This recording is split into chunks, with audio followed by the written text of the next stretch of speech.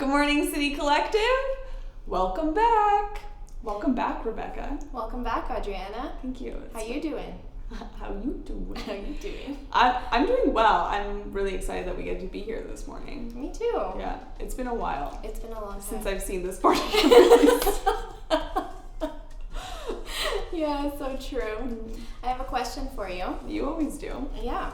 If you could go anywhere, let's just imagine a world without COVID.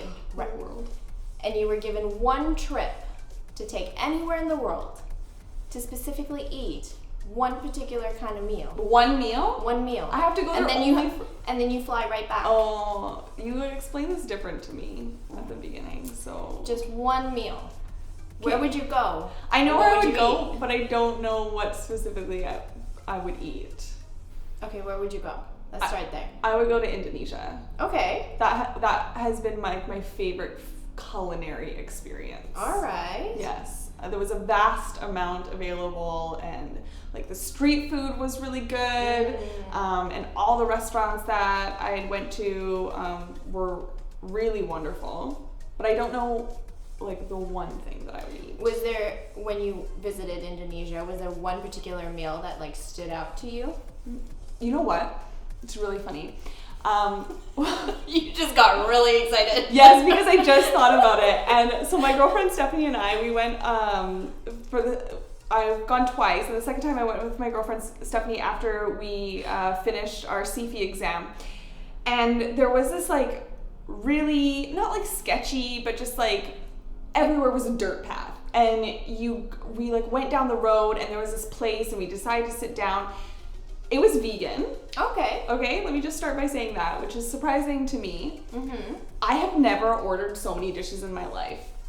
Like, the whole table, just for her and I, was probably at least 15 dishes. And they're not large, okay? Like, they're appetizer size. Yeah, but we never finished it. And then we had to order more because there was dessert. So that would be. So that was just a variety food, like but it was all vegan. Okay, it was vegan, like an Indonesian inspired, or like maybe not Indonesian, but like South Asian, because there was like some satay and stuff like that, and lots of coconut. Nice. Yeah. I'm a little hungry now. I know, me too. I shouldn't have said that. I'm so sorry. It's okay. I asked the question. You did. I did. Where would you go? I'd go back to India. Mm-hmm. Which is surprising because you told me your aversion. Yes. But I would go specifically just to eat the street food. And I know I would get so sick right after, but it would be so worth it. So worth it? I'd enjoy every single bite.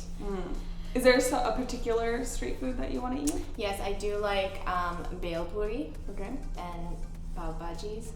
I don't know what these are. I'll take you. There's a place in Surrey. Okay, I thought you meant you'll take me to India. No. Okay. We can go together. Excellent. Post-COVID. Excellent. And I'll take you to the restaurant in Surrey too, post-COVID. Sounds great. All right, it's a date. All right. Well, that's where we would eat. Where would you go? Where would you go? / what has been your favorite meal where you went? Yeah, that's a good question. Yeah. I'd be really interested to see what people have I to say. still look back like at my Instagram stories at all the You took pictures food. of your food? Yeah, obviously. It took, like, we weren't at a small table. We were at a large table, and it took over. I'm proud of it. Okay. Yeah. All right. Anyways. Do you want to tell the people what to expect? What to expect this Sunday? Well, obviously more of us. Yeah. Which I know that you're excited about. That's what you came for.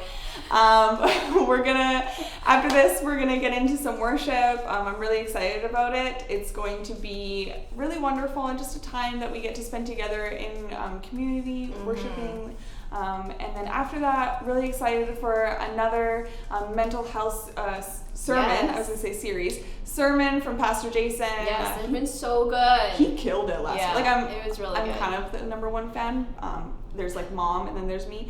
But other people said he killed it too. No, it's really good. The feedback has been great. Feedback has been great, yeah. So I'm really excited for this Sunday. Mm-hmm. Yeah, and then after that, obviously, again, stick around because we'll be here. More of us. And then right after church, what do we got? What do we got coming up? We have our online hub. And Sophia and Tennille. Yeah. They also kill it every Sunday. They do. They've been doing such a good job. The feedback for that has also been great. So if you haven't visited our online hub, be sure to join right after the service. Yeah, they're super excited to see faces and chat. Yes. But yeah, we'll be getting into worship now, so would you just prepare your hearts and get ready to worship with us.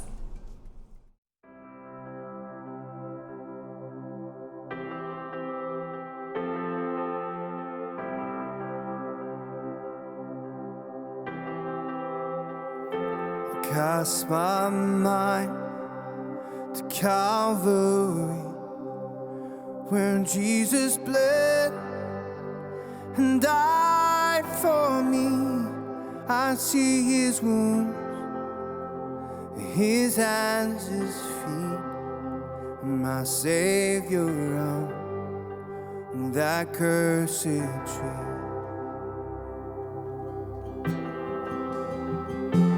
Body bound, drenched in tears, they laid him down in Joseph's tomb, the entrance sealed by heavy stone. Messiah still and all alone.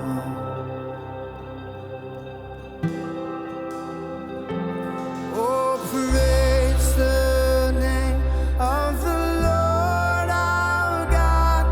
Oh, praise his name forevermore. For endless days we will sing your praise. Oh Lord our God.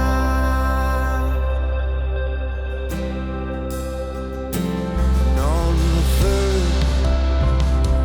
break of dawn, the son of heaven rose again. Oh, tremble dead, where is your sting? The angels roar for Christ the King. So praise, oh praise the name of the Lord our God. Oh praise his name forevermore. For endless days we will sing your praise. Oh Lord our God.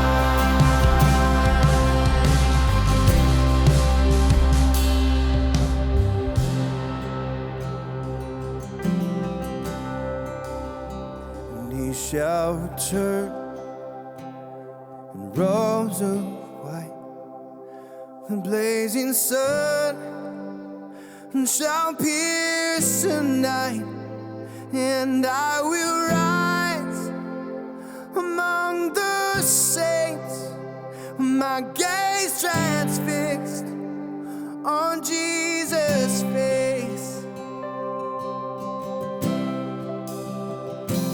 Oh, praise the name of the Lord our God. Oh, praise his name forevermore. For endless days we will sing your praise. Oh Lord our God. Sing it again.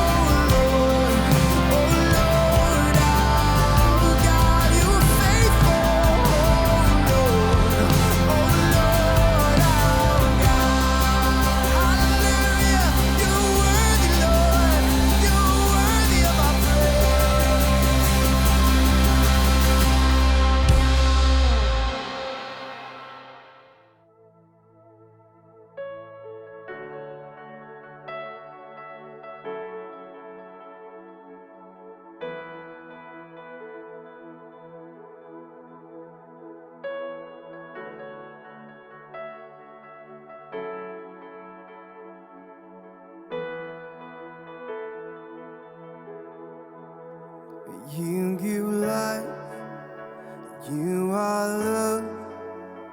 You bring light to the darkness. You give hope. You restore every heart that is broken. Great are you, Lord.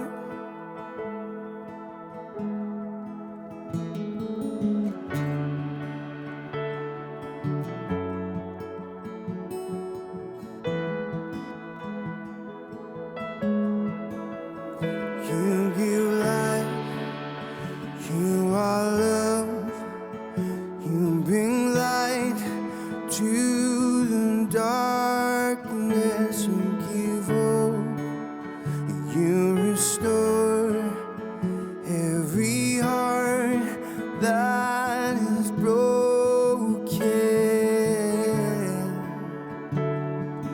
Great are you, Lord.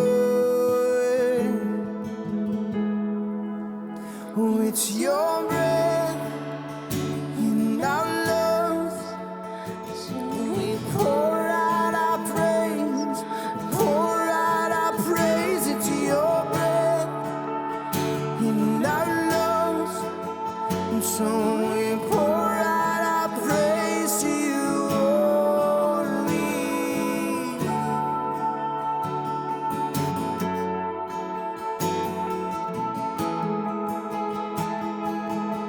You give life. You give life. You are love.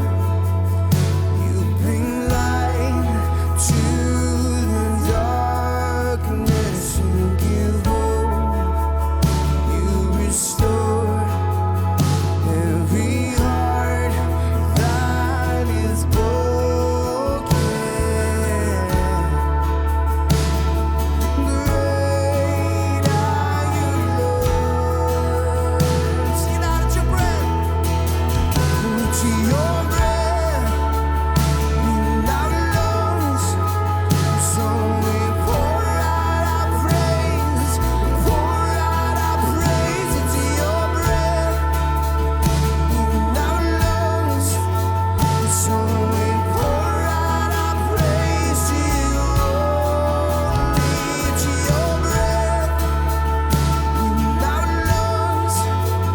So we pour out our praise.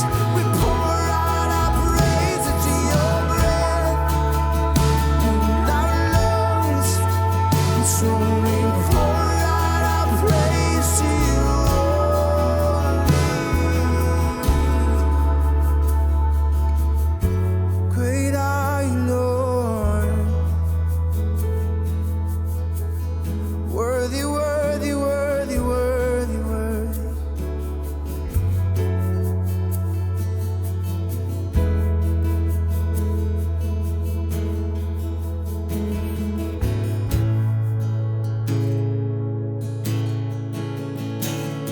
And all the earth will shout your praise. Our hearts will cry and these bones will sing. Great are you, Lord. Sing it with me. Let's prophesy. Sing it out. And all the earth will shout your praise. Our hearts will cry and these bones will sing. Great are you,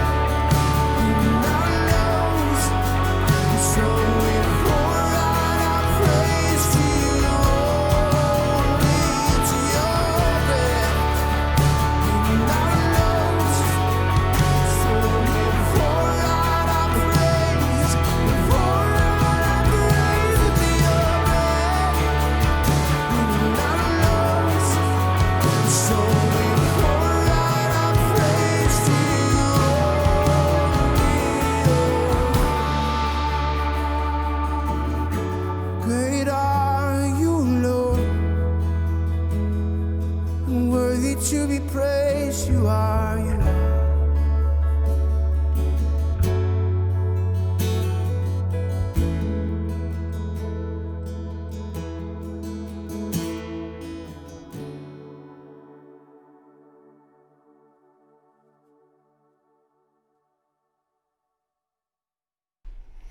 Well, good morning, everyone, and welcome to week 2 of our series, Deeply Formed. My name is Jason. I have the privilege of being the lead pastor here at City Collective. And if this is your first time joining us, you're so welcome here. We're really glad that you're starting at least part of the year with us. Now, as we open our year, we're beginning with some important conversations about our mental health and some of the different ways beneath the surface by which we are deeply formed. It's the name of our series. I talked about this last week, that our experiences, our emotions, our relationships, and our personalities, all of these things, they lie beneath the surface, and they have a great deal of impact upon our lives. And if all of those things lie beneath the surface, it is vital to know how we act upon those areas. Wouldn't you agree? I think that we need to be looking at intentional steps towards healthy and aware ways of being deeply formed. And the call of Jesus and the biblical story speaks of deep-rootedness, speaks of wholehearted commitment. It speaks of our lives being made up of more than we often project. So today, we're going to continue forward, and wherever you find yourself on your journey of faith this morning, we say it every week as often as we can. Christian, non-Christian, atheist, agnostic, not really sure about Jesus at all. This is a safe place to reflect and wrestle as we talk about relationships that deeply form us and the connection between forgiveness and our mental health. So we're going to read this morning.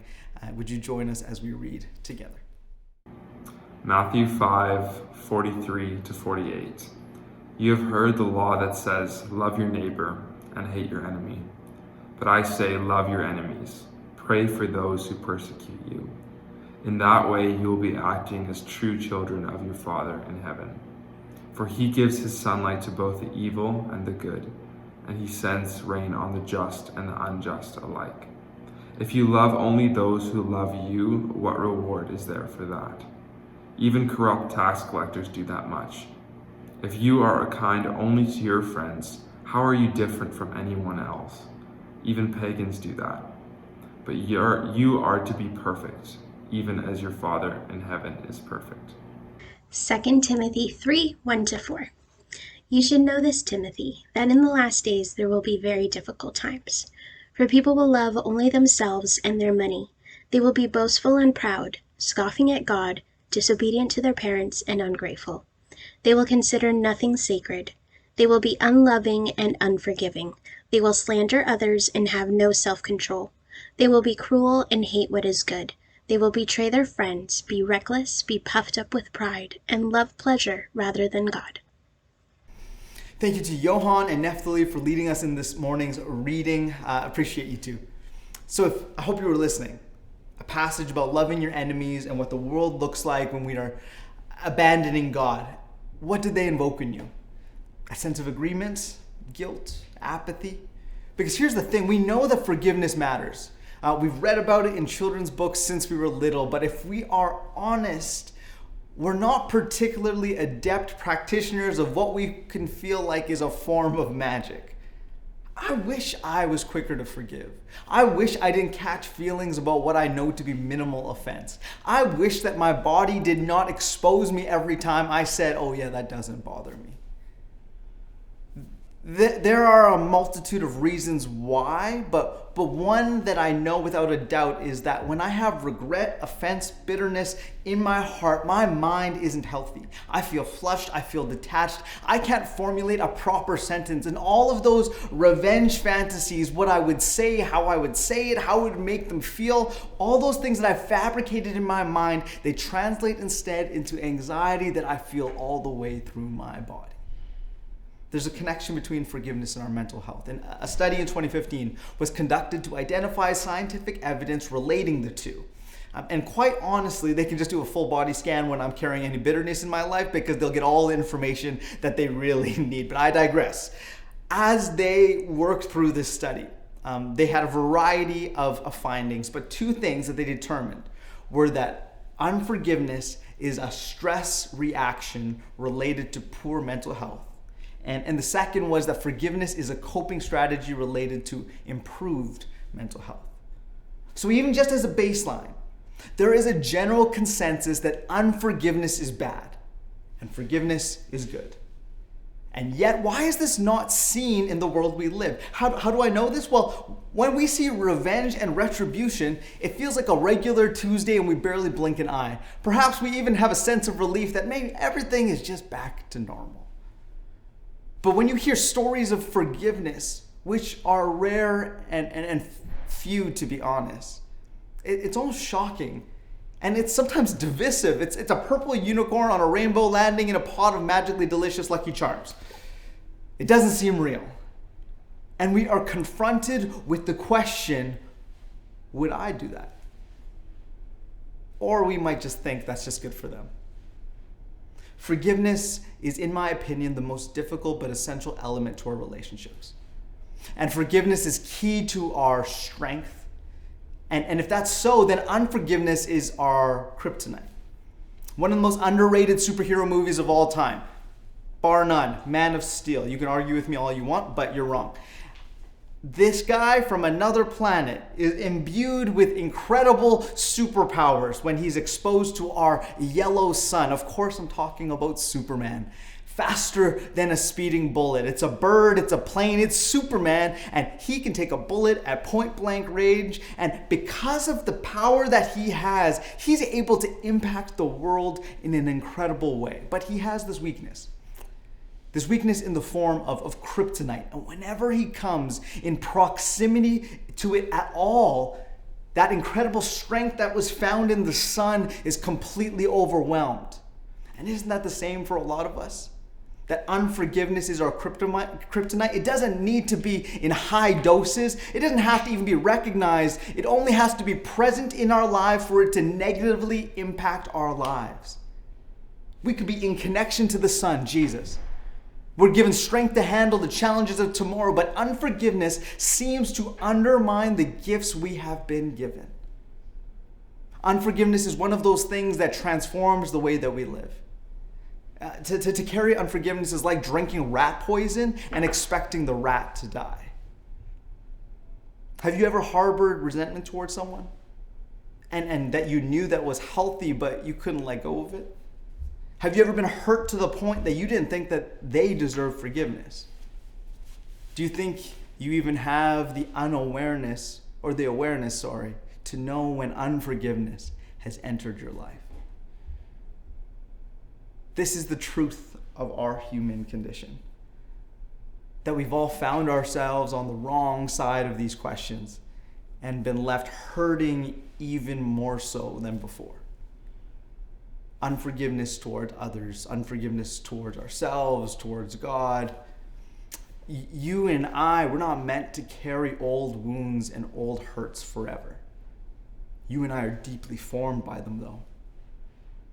Because by what we are formed by is a different question than simply being deeply formed. And to have a relationship is one thing, but to have healthy, whole, loving relationships is completely different. Jesus understood the deep importance of forgiveness in our world and the deep-rooted pain that is caused by bitterness flourishing into revenge. The thing about forgiveness in our world today is that only half of the religions even consider the idea of forgiveness. And those are the Abrahamic faiths, Judaism, Islam, Christianity. And in those religions, you have a very clear structure that we are dependent on the generosity and forgiveness of God. The rest kind of operate differently, primarily in the Eastern sense. There is no notion that there is a God showing forgiveness, but rather that we have karma as part of the equation, which is like a debt of badness, which we can only eventually pay off or have retribution for. They don't really contain this notion of being forgiven. But Matthew 5, it kind of goes against this and outlines a different way for us to forgive with love. To love our enemies. Croatian theologian Miroslav Volf, he states this. He says that forgiveness flounders because I exclude the enemy from the community of humans, even as I exclude myself from the community of sinners. Christians are called to a deeply formed way of confession, of repentance, and of forgiveness. I believe that what sets Christianity apart from other religions and philosophies is our ability to love others, even those who disagree with us, and even those who persecute us. And I think a primary way we can demonstrate that kind of love in this current culture is in our ability to forgive. While everyone around us is seeking retribution and vengeance, forgiveness is possible, and that plays into every aspect of our lives. So today we're going to be seeing what the Bible has to say about why we forgive and how we can begin that journey. Now, I hope you were listening to 1 Timothy because it caught my attention what Paul was trying to communicate. Because Paul, he couples the idea of love and forgiveness together. He said in verse 3, they will be unloving and unforgiving. There's a connection between love and forgiveness because in truth, loving each other is pretty widely accepted. I think we can all agree. And in many ways, our loving actions, they don't really distinguish us as much as we like to believe, yet love without forgiveness seems to be incomplete according to Paul. So the question is, why forgive?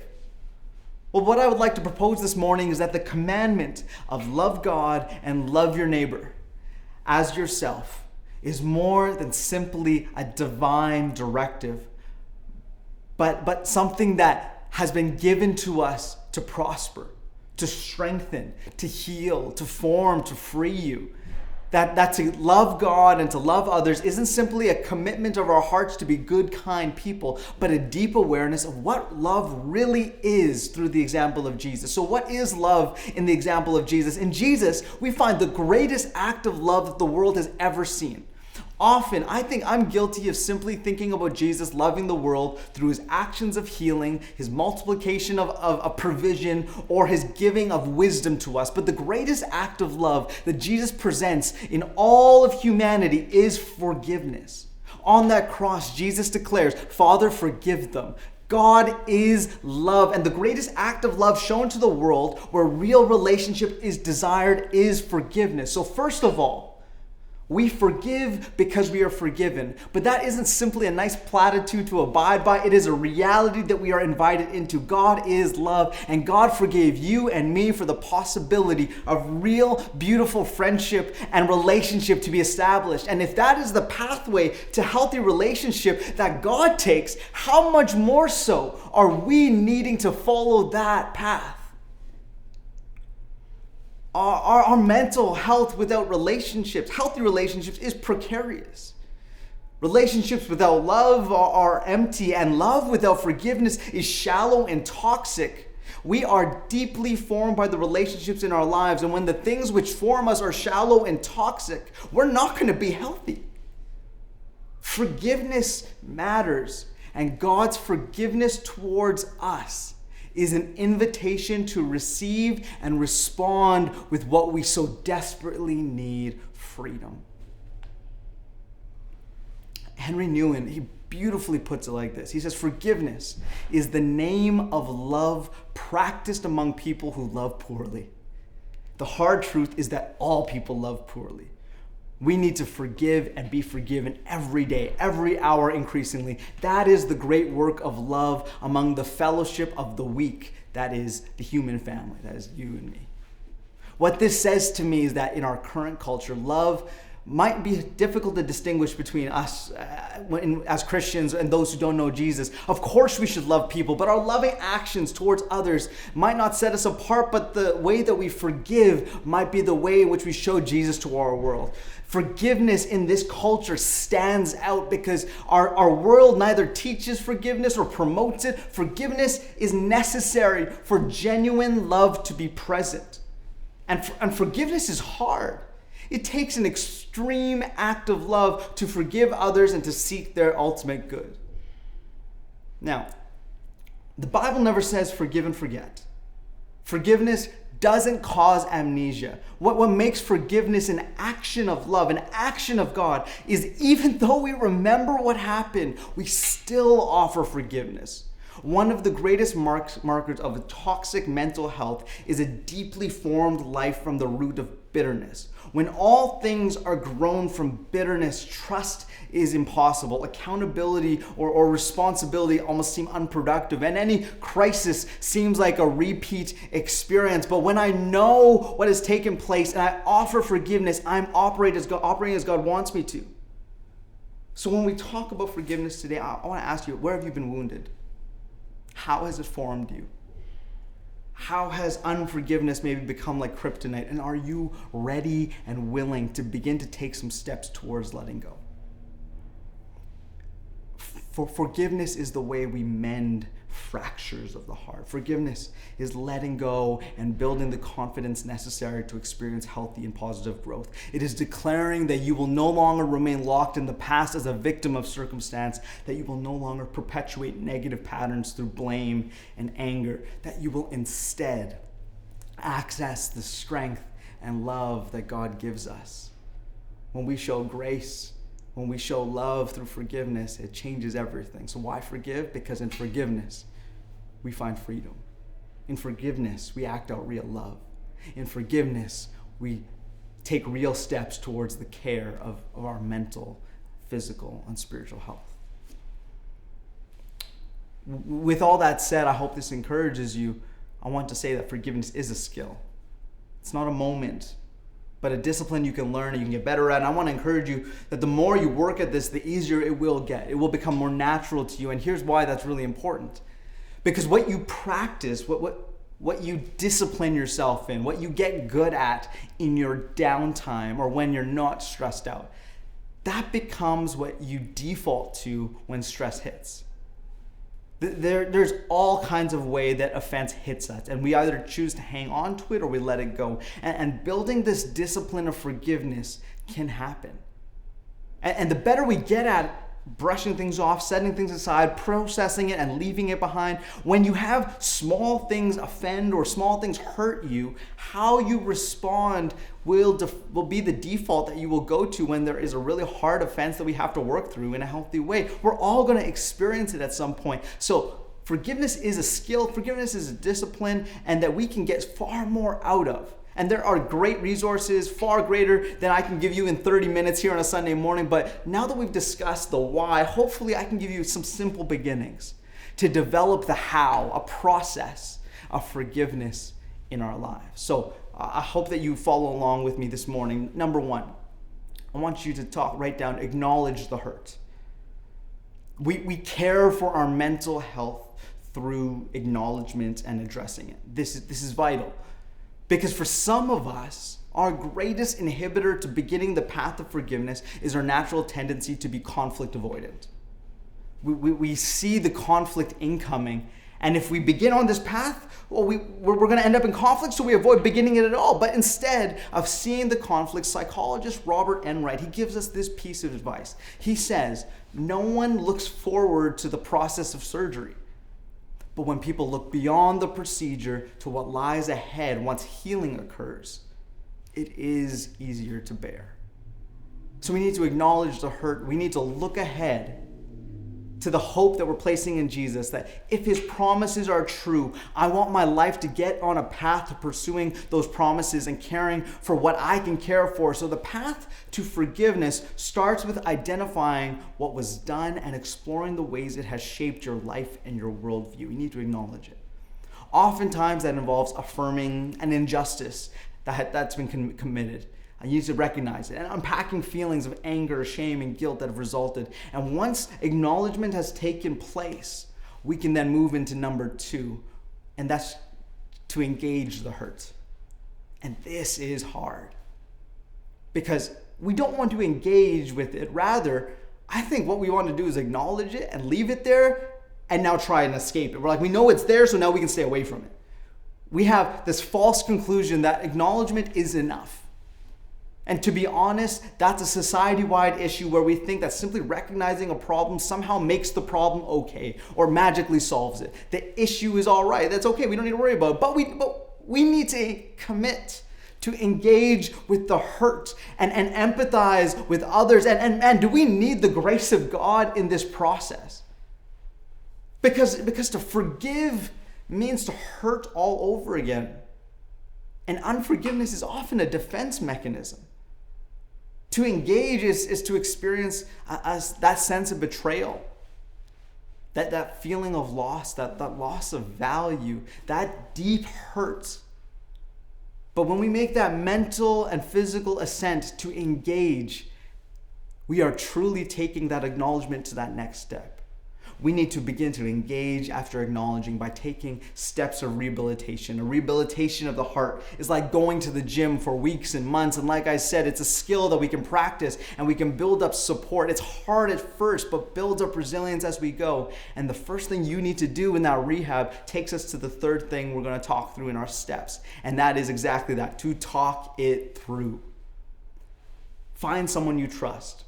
Have an honest conversation. Perhaps it's a counselor, a family member, a close friend. Perhaps it probably shouldn't be the person that you're harboring those feelings of bitterness against just yet, but someone that you can talk honestly with. After that, in mental engagement, this is an outward step of ownership that speaks to your unforgiveness, saying, I am taking responsibility for what I am carrying and refusing to let it hold me hostage any longer. That the person who injures you and who doesn't seem to own it, that is the last person you should ever cede control of your forgiveness.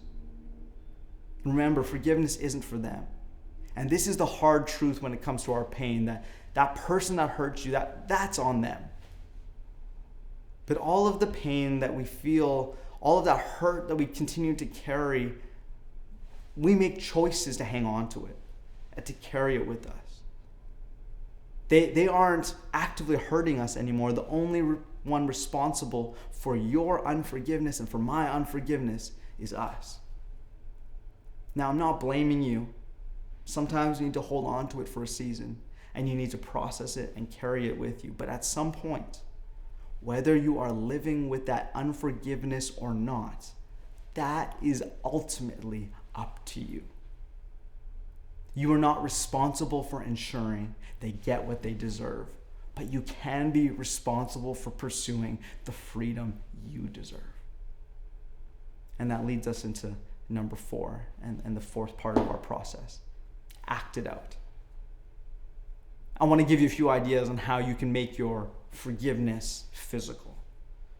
So I want to suggest that all the times you practice forgiving when a coworker offends you or when someone cuts you off in traffic, let's not let our default remain revenge or complacency and just save our good responses for when it's hard. One of the things we can do is set our pain down and to learn to walk away from it and leave it behind or send it away. And this can be a physical process. One of the things you can try when you need to forgive somebody is actually physically walk through a process that reminds you of that. So you can take a piece of paper and write down who has hurt you, exactly why that hurts so deeply, and why you're choosing to leave it behind. And then actually leave that writing behind somewhere. This could mean burying it, keeping it away in a journal, lighting it on fire. Of course, be careful where you keep this because it isn't meant for anyone else to find. But what this does is it helps us in a very tangible, physical way to memorialize this process that's happening in our hearts. That we're taking that pain and shutting it down. We're saying that it's not going to define us going forward.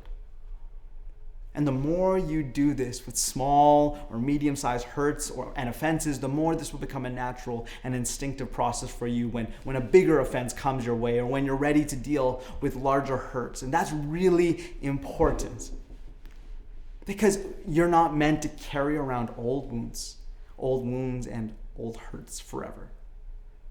There may be a time to do that, and you need to process them, like I said. You need to name them, and sometimes you need to carry them for a season. But there comes a time when the most healthy thing that you can do is set it down and walk away. Let's be clear. Forgiveness doesn't mean pardoning or condoning an offense. Forgiveness doesn't mean being submissive or weak or foolish. Forgiveness doesn't mean that justice is ignored nor abolished. Forgiveness doesn't negate uncomfortable emotions. Forgiveness simply redirects emotions, including anger and bitterness, to a safer and more positive end. Forgiveness is living into the truth that you are made in the image of God, that you are made in the image of love, that you are truly being who you are designed to be. It is a leap of faith with a hope for freedom. There is faith needed in forgiveness. And the faith of forgiveness is believing that the place where the hurt was found is the place where healing is coming. Let me say that again.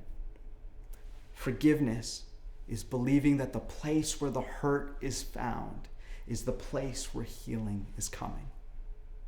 Because the incredible thing about the Jesus story is that you are never defined by your worst or hurtful moments. In Jesus, you are forever defined by your next moment.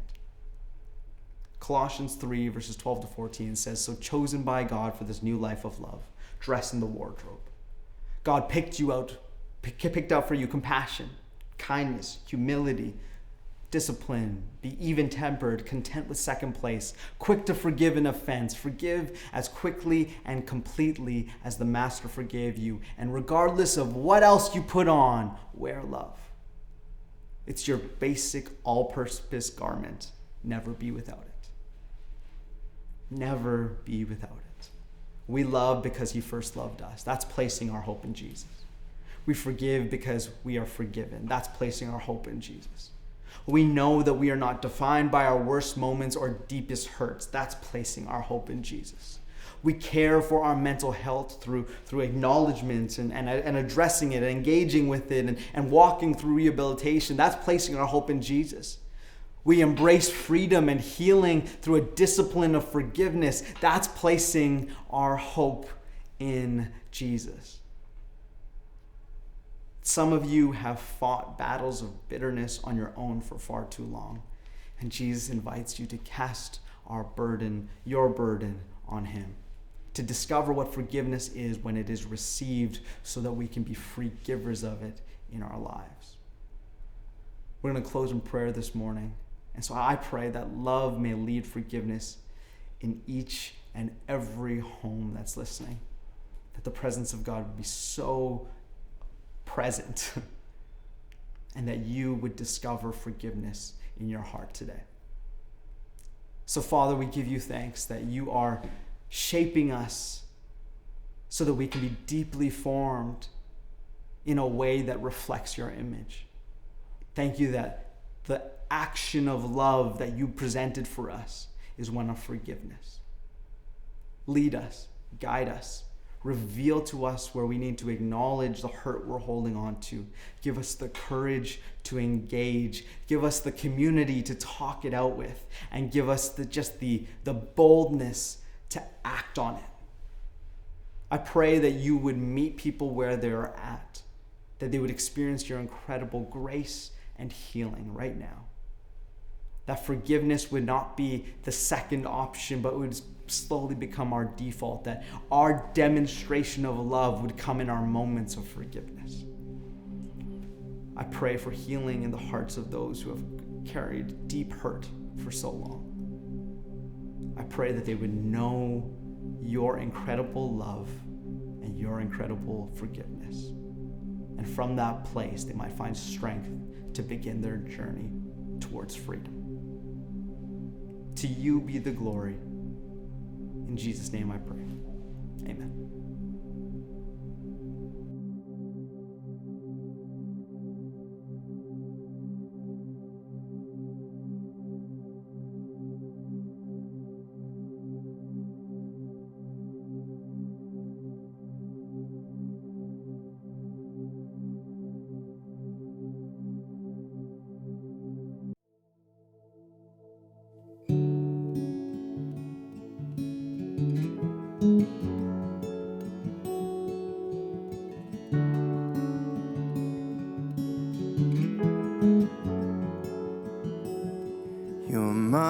constant in the chaos. You're my compass when the road is long. You're my portion, never failing. For me, only Jesus. Let my heart want for nothing but you, just you. Let my heart want for nothing but you, just you. The riches of this world could never satisfy. Let my heart want for only you.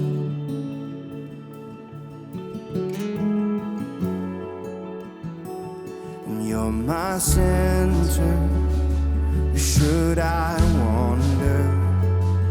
You're my future. You redeem my past. Every moment, then forever. For me, only Jesus. Oh, for me, only Jesus. Sing them out.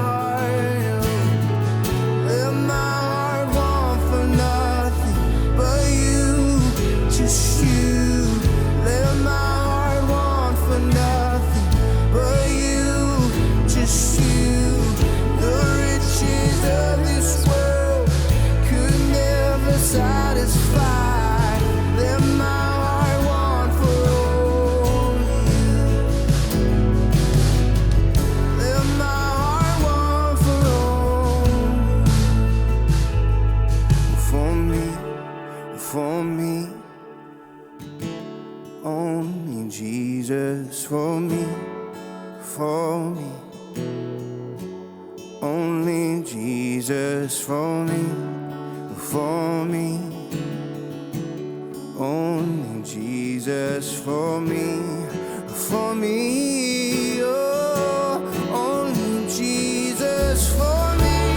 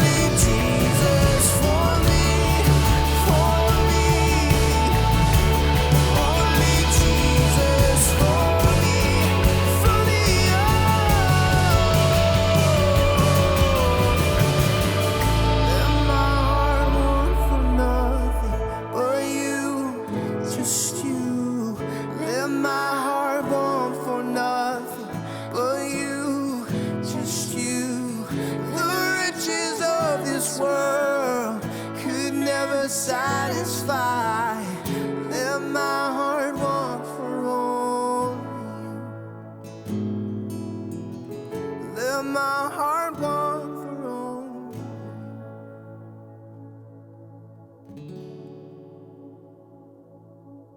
you. Thank you, Pastor Jason, for that wonderful and challenging message on forgiveness. I know it's something that speaks to me and something that I just want to get better at. So I really appreciate just everything that I learned and what your challenge was this Sunday. I hope that it was something that spoke to you and that you'll join me in trying to get better and praying into forgiveness. So this morning we just have a couple of announcements. The first being specifically because this is our mental health series, we wanted to make sure that there were some resources. Yeah. So we've included a website in the details of the description, and I think probably in the comments for some mental health resources. Definitely take a look on there. And giving is a priority for City Collective. If you would like to partner with us financially, you can do so by going to citycollective.com/give.